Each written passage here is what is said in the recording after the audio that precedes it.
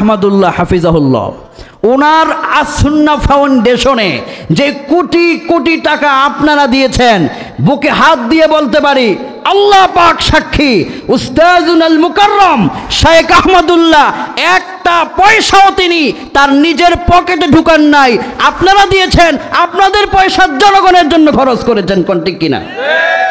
ওনাকে টাকা দিয়ে জনগণের কি লস হয়েছে? তাহলে আলেমদের প্রতি আপনাদের আস্থা রাখা প্রয়োজন। ডক্টর মিজানুর রহমান আজহারি হাফিজাহুল্লাহ এই বাংলাদেশের কোটি মানুষের জন্য যে খেদমতের আঞ্জাম দিয়েছেন, আমার বিশ্বাস তরুণ কোটি কোটি যুবকেরা, বাংলাদেশের কোটি কোটি মানুষ আমার ভাই মিজানুর রহমান আজহারি হাফিজাহুল্লাহর কাছে ঋণী, যে তার যে অবদান বাংলার মাটিতে, এক বক্তব্যের কারণে নাস্তিকদের গদিতে আগুন জ্বলে গিয়েছিল। তিনি যেই অবদান রেখেছেন ইসলামের ময়দানে, বাংলাদেশের জনগণ যদি পুরো বাংলাদেশ পরিমাণ অর্থ তার অ্যাকাউন্টে দিয়ে দেন, তাও তার সেই অবদানের ঋণ শোধ হবে না। কোন ঠিক কিনা? কোরআনের পাখি আল্লামা দেলওয়ার হোসেন সাঈদী রহমাতুল্লাহ আলাই চলে গিয়েছেন, আল্লাহ তাকে তার কবরটাকে জান্নাতুল ফিরদৌস বানায় দেখ। আল্লাহ তার খেদমতকে কবুল করুন, আমিন বলেন। তিনি যে খেদমতের আঞ্জাম দিয়েছেন, বাংলাদেশের মানুষেরা যদি তার কলিজা দিয়ে গোটা বাংলাদেশ পরিমাণ, দুনিয়া পরিমাণ স্বর্ণ অলংকার টাকা যদি কোরআনের পাখির ছেলেদের অ্যাকাউন্টে এখন দিয়ে দেয়, তাও কি কোরআনের পাখির ঋণ শোধ করতে পারবে?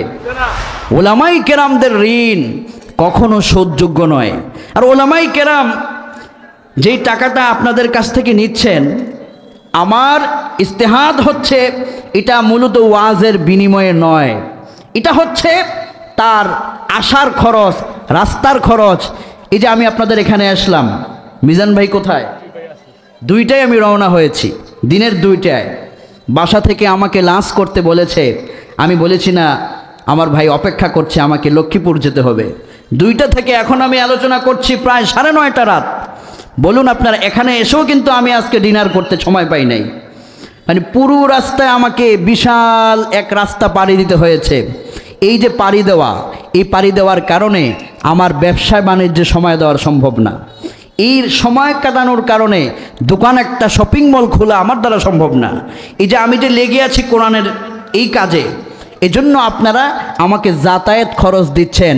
আল্লাহর কোরআনের বিনিময়ে, ওয়াজের বিনিময়ে দিয়া গোটা দুনিয়া দিয়ে দিলেও কোরআনের একটি অক্ষরের বিনিময়ে দেওয়া সম্ভব না। আমরা দিচ্ছি এটা, রাস্তার খরচ, বিভিন্ন রকমের খরচ থাকে, সেটা আমরা দিচ্ছি। বিভিন্ন ফুজালাগণ, বাংলাদেশে অনেক স্কলাররা আছেন, ওনারা খেদমতের আঞ্জাম দিচ্ছেন, খেদমত করছেন। আমার মতে আমি যে সমস্ত বিভিন্ন জায়গাগুলোতে যাই, কিছু কিছু এলাকা এরকম হয়, কিন্তু অধিকাংশ এলাকাগুলোর কমিটিগুলো অনেক ভালো।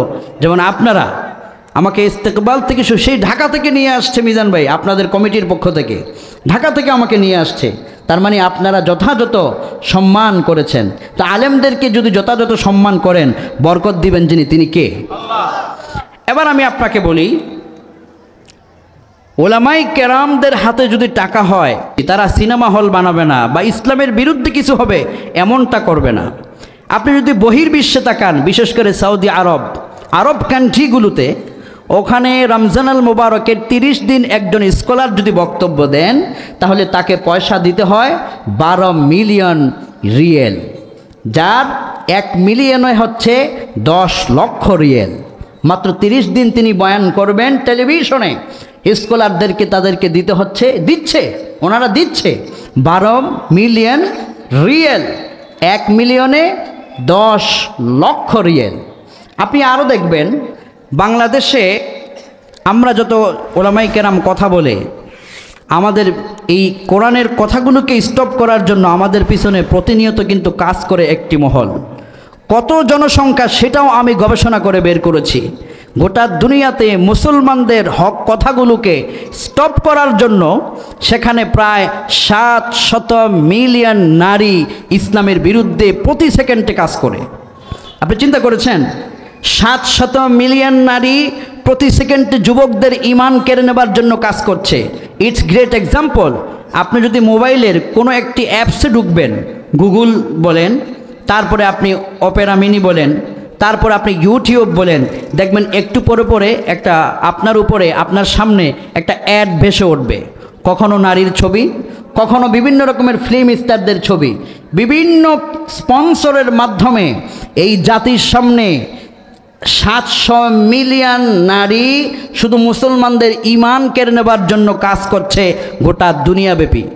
700 মিলিয়ন নারী যদি প্রতি সেকেন্ডে মানুষের ঈমান করার জন্য চেষ্টা করে, তাদের এই ইসলামকে তারা দমিয়ে রাখতে চাইছে, তাদেরকে বাধা দেওয়ার জন্য, তারা যেন মুসলমানদের ঈমান কেড়ে নিতে না চায়, এটা করার জন্য কত মিলিয়ন আলেম ওলামা ময়দানে প্রয়োজন।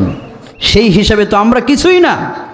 সেই হিসাবে ওলামাই কেরামদের যদি অর্থ হয়, সে অনলাইনে তার আলোচনাগুলো দ্রুত ছড়িয়ে দিবে, স্পন্সর করবে, গোটা দুনিয়ায় তার আলোচনা ছড়িয়ে পড়বে।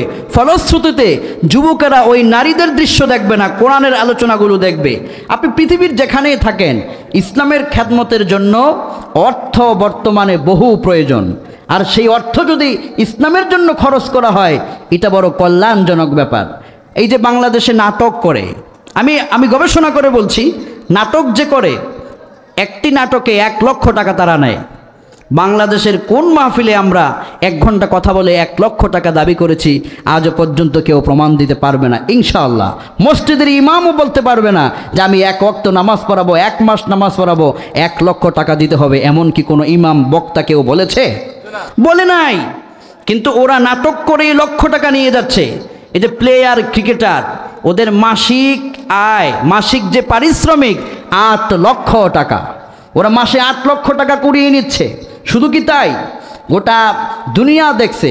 ভারতের শাহরুখ খান, এই স্টারকে কে না চেনে? শাহরুখ খানের বর্তমান অর্থ আমি গবেষণা করে দেখলাম প্রায় 3000 কোটি টাকা। তার যেই পিএসের বেতন হচ্ছে 84 লক্ষ টাকা। একজন পিএসের মাসিক বেতন 84 লক্ষ টাকা। এই টাকাগুলো কারা দিচ্ছে? এই টাকাগুলো এই জাতি দিচ্ছে, এই জনগণ দিচ্ছে। ওরা তাদের ড্যান্স দেখছে, তাদের বিভিন্ন রকমের অনুষ্ঠানগুলোকে দেখছে, প্রমোট করছে, লক্ষ লক্ষ টাকা ওরা হাতিয়ে নিচ্ছে। শাহরুখ খানওয়ালারা যদি কোটি টাকা নিয়ে যেতে পারে, নাট্যকাররা যদি কোটি টাকা নিয়ে যেতে পারে, প্লেয়াররা যদি ছক্কা মেরে কোটি টাকা নিয়ে যেতে পারে, আমি তো মনে করি আলেম ওলামাগণ যদি টাকা নেয় তো সেখানে আর ছক্কা মারবে না, শাহরুখ খানের মতো সেখানে আর নগ্নলঙ্গতা বেহায়াপনা ছড়িয়ে দেবে না। ওরা যদি টাকা নেয় তাহলে সেটা হয়তো মসজিদে যাবে, না হলে এতিমখানায় যাবে, না হলে শায়েখ আহমদুল্লাহর আর-সুন্নাহ ফাউন্ডেশনে যাবে। কোন ঠিক কিনা? তাহলে আলেম ওলামাদের অর্থ যদি হয় সেটি ইসলামের জন্যই কল্যাণকর। তারপরেও ইখলাসের যে ব্যাপারটা, আমাদের প্রত্যেকে ইখলাসের ব্যাপারে আরও বেশি সহনশীল হওয়া উচিত। যে আমি আল্লাহ পাকের জন্য কাজ করব, কমিটি যদি কখনো আমাকে ঠকায়, তাহলে আল্লাহ তো ঠকান না। আল্লাহর কাছে কি অভাব আছে?